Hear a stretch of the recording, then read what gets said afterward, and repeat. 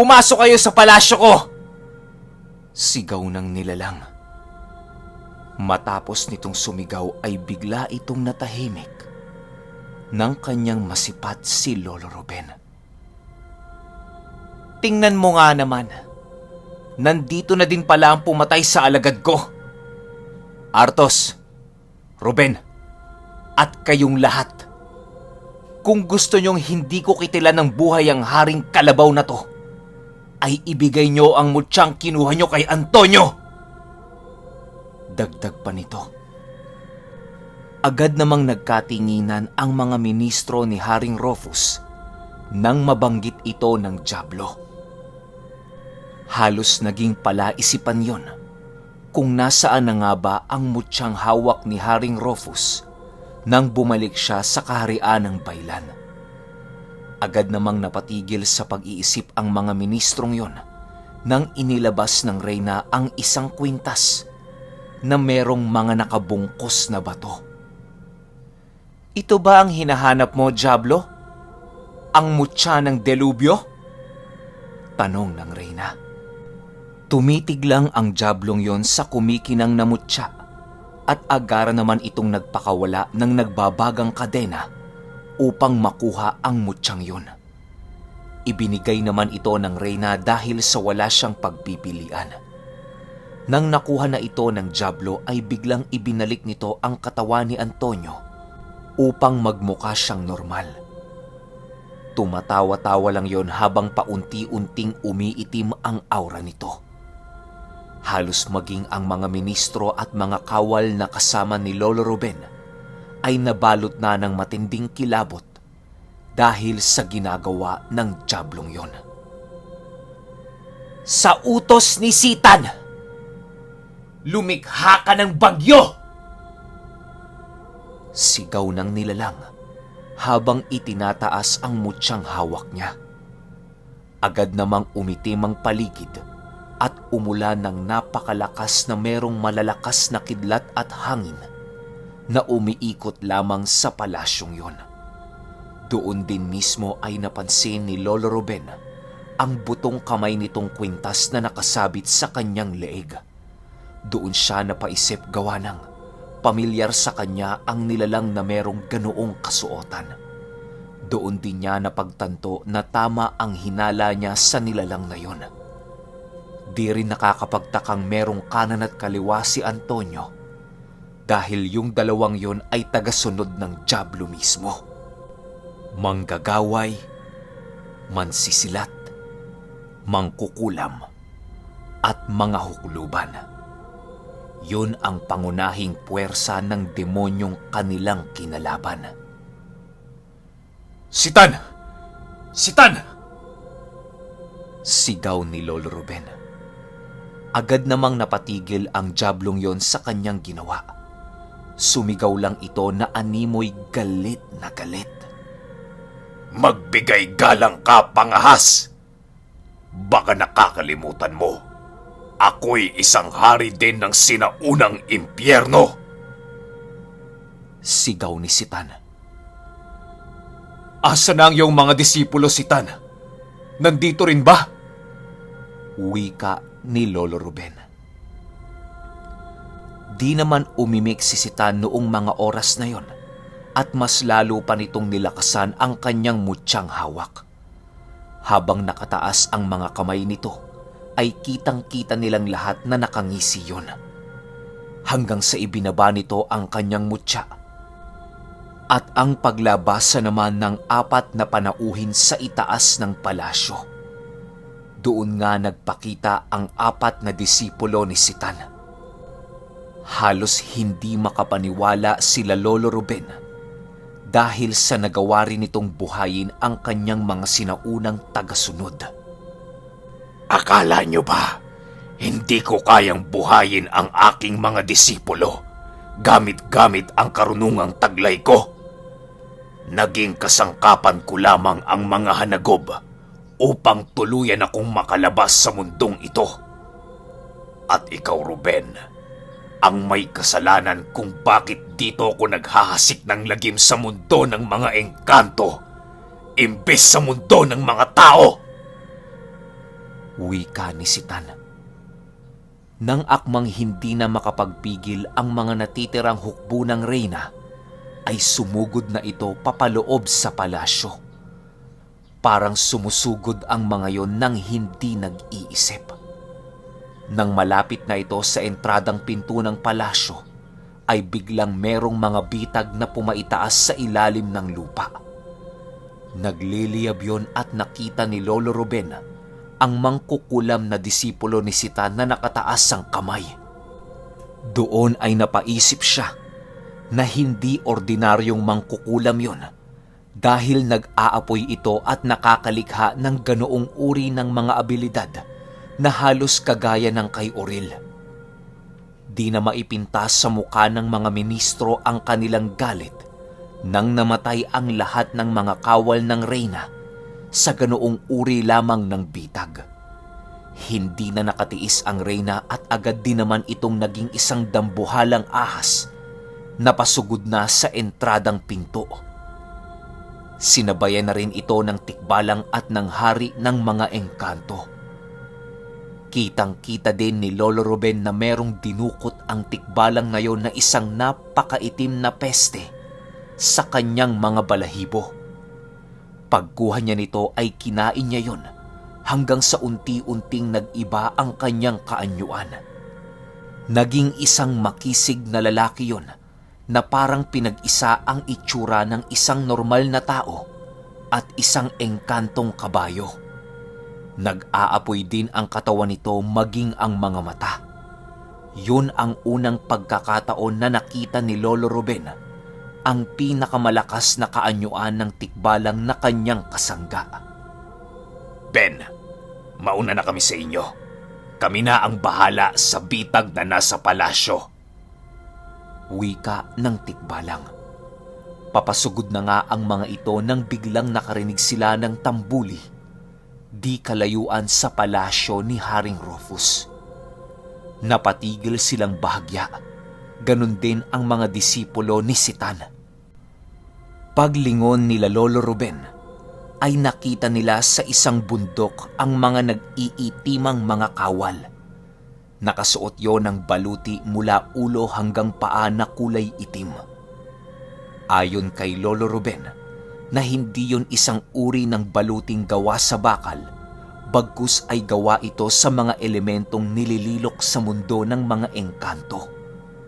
Nagpapatugtog ang mga yon ng mga tambuli at mga tambol na pandigma habang naglalakad ang mga yon. Meron din itong mga nagsisilakihang asong itim na siya namang ikinaduda ni Lolo Ruben. Ayan na ang mga galmog! Sigaw ni Sitan. Ben, mga galmog, mga mapanakop na mga engkantong itim sa mundong ito. Wika ni Irol. Naway tulungan tayo ng Panginoon. Dagdag naman ni Leroy. Wala nang ibang pagpipilian si Lolo Ruben noong mga panahong yon kung hindi ang tawagin ang cherubim na kanyang gabay. Tinawag niya yon at agad naman itong duminig sa kanyang pangungusap. Ben, kayang-kaya nating dalawa yan, pero hindi ka makakatulong sa hari ng Baylan. Wika ni Artos. Hindi naman umiimik si Lolo Ruben dahil sa pinagmamasdan niya lamang ang pagsugod ng mga galmog. Sa bawat pag-apak nito sa mga punong naroroon sa kanilang daanan, ay parabang nalalanta ang mga ito hanggang sa maging abo. Napakabilis ng mga galmog na yon na sinasabayan ng mga kaluluwang itim. Nang medyo nakakalapit na ito sa hanay nila Lolo Ruben, ay biglang nag-iba ng anyo si Artos.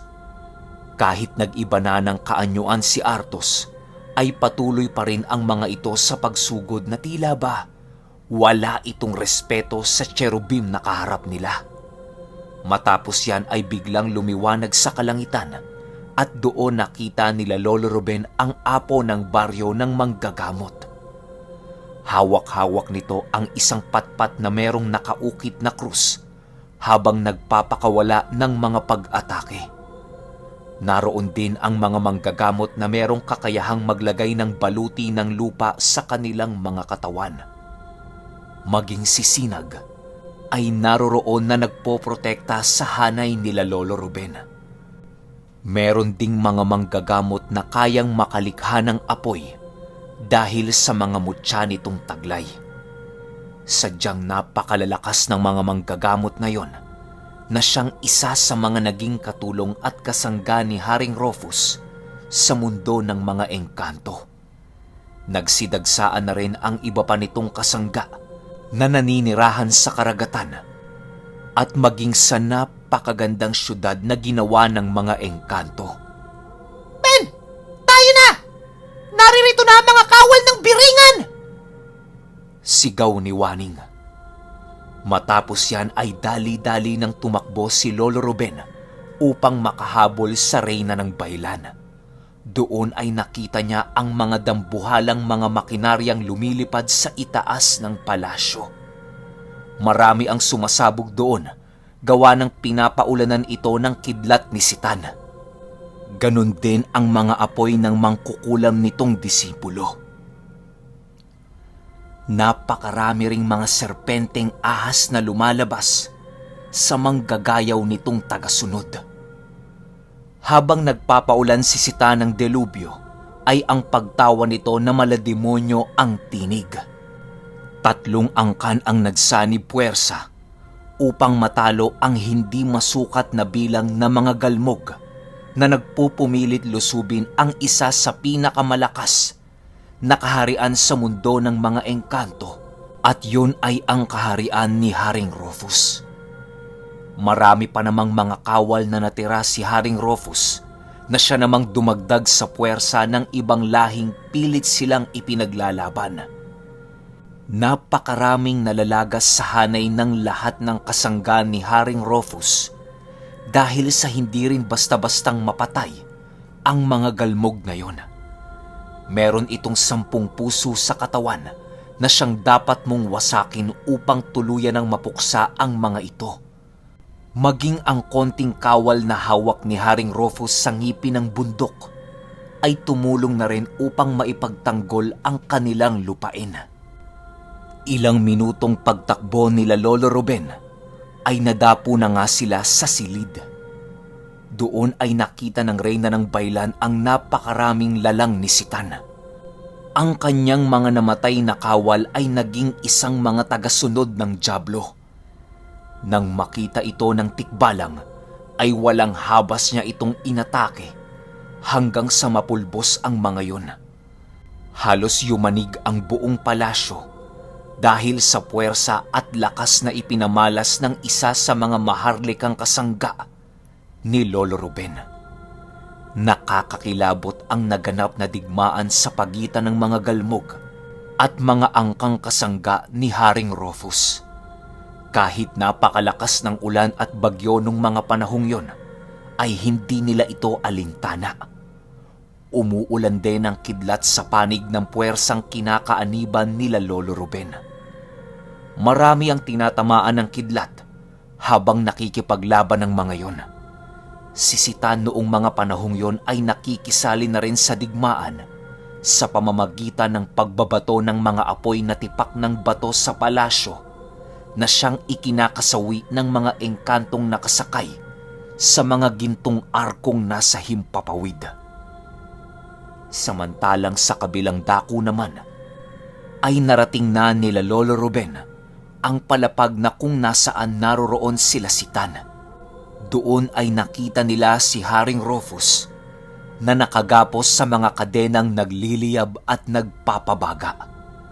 Parang humihigpit yon sa bawat paggalaw ni Haring Rufus. Wala na ding malay si Haring Rufus, gawa ng napakarami niyang sugat at natamong pinsala. Tumutulo na din ang dugo nito sa kanyang bibig na siyang ikinabahala ng mga ministro. Mahal na hari! Sigaw ng mga ministro. Hindi naman umiimik sila Lolo Ruben maging ang mga kasangga nito. Nakatingin lang ito kay Citan na merong galit sa kanilang mga muka. Maligayang pagdating sa aking silid. Wika ni Citan. Hindi mo yan silid at mas lalong hindi mo yan trono. Sagot naman dito ni Leroy. Yumuko ka. Wika ng hukluban. Agad namang napayuko si Leroy sa hindi malamang dahilan. Parang pilit lang sinunod ng kanyang katawan ang mga sinasabi ng hukluban na yun. Nang makita ito ni Errol, ay agad itong gumawa ng baluti gamit-gamit ang kanyang mutya. Sinugod nito si Citan hanggang sa nagsalita ulit yung hukluban ng, Alisin mo yang baluti. agad namang naglagas ang baluti ni Errol sa hindi malamang dahilan. Nang nalagas yon ay biglang sinugod siya at sinapak ng umaapoy na kamay ng mangkukulam na disipulo ni Citan. Tumatawa-tawa lang naman si Citan noong mga oras na yon. Nang nalaman nilang makapangyarihan ang bawat salita ng hukluban, ay pilit nilang itinaas ng husto ang kanilang puder sa katawan. Nang sa ganon ay kahit papaano ay magkaroon sila ng pagkakataong makalaban sa mga ito. Nang makita ito ni Citan ay bigla namang naglagas ang katawan ni Antonio. Kasabay din ito ang pag-iba ng anyo ng hukluban na kanyang disipulo. Naging isang dambuhalang itim na ahas din yon na halos mas malaki ng dihamak sa reyna ng baylan. Nanlilisik ang mga mata nito habang umaapoy. Ganon din ang bunganga ng nilalang na yon. Ang dibdib naman nito ay parabang merong baga sa loob. Indikasyon yon na maaaring makapagbuga ng apoy ang ahas na yon. Nang makita yon ng reyna, ay walang takot itong sinunggaban ang ahas na yon hanggang sa mahulog sila sa unang palapag. Pinagtulungan naman ni Waning at ni Ernesto ang manggagaway. Ang manggagaway na yon ay merong puting mata na binabalutan ng mga itim na usok. Bitak-bitak din ang balat nito na parabang matagal na yung namayapa. Sa bawat paghinga ng manggagayaw na yon, ay naglalabas ito ng itim na hangin. Meron din itong daladalang tungkod na siyang pangunahing armas nito. Ang mangkukulam naman ay hinarap ni Errol at ng tikbalang. Ang mangkukulam na yon ay merong mga apoy na palibot sa kanyang katawan. Maging ang mga mata ng nilalang na yon ay umaapoy rin. Punong-puno ang katawan nito ng mga simbolong nakaukit na hindi naiintindihan. Pero alam ni Lolo Ruben na mga usal ng demonyo ang mga yon. Samantalang ang manisilat naman ay hinaharap ni Leroy at ng hari ng mga engkanto. Paglalarawan ni Lolo Ruben sa manisilat na yon ay parang isa itong lalaking merong napakaamong muka. Pero sa bawat pagngisi ng manisilat ay ang paglitaw ng demonyong kaanyuan nito. Si Lolo Ruben naman ay hinaharap si Citan na unti-unting nagbabago ng anyo. Okay, hanggang dito na lang muna. Sunod kaagad natin yung 32. Yun lang. Salamat.